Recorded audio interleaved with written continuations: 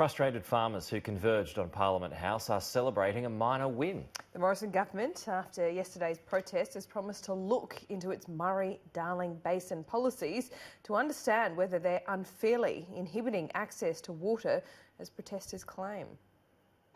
For a second day, hundreds of frustrated farmers demand action, calling on the federal government to scrap the Murray-Darling Basin Plan. We've got a river system that's dying. We're still poking more water straight out to bloody sea. The Nationals leader faced a hostile reception on the lawns of Parliament. The National Party is not going to exist after the next election unless you grow some spine and stand up. Michael McCormick addressed the crowd and insists he's listening to their concerns. I mean, they can't get an income. I get that. I understand that.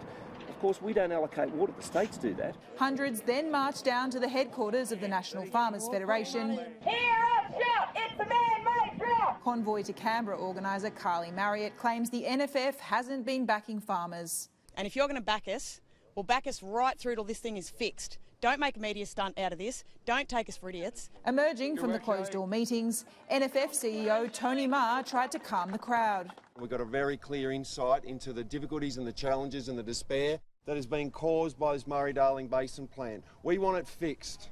And in a significant win for the convoy, the government is acknowledging there is indeed something to be fixed.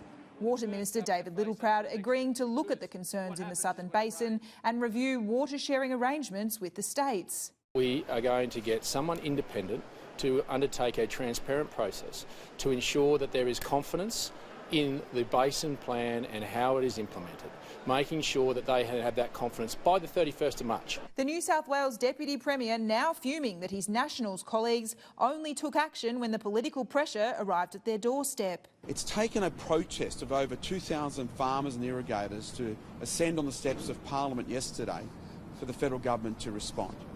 And for me, that is disappointing. After 2 days of protests here in Canberra, frustrated farmers hope that their message has been heard loud and clear by politicians from all sides. And I didn't see any of the members for Labor out the front this morning. I always come up and talk to farmers. We've got a bit of reaction.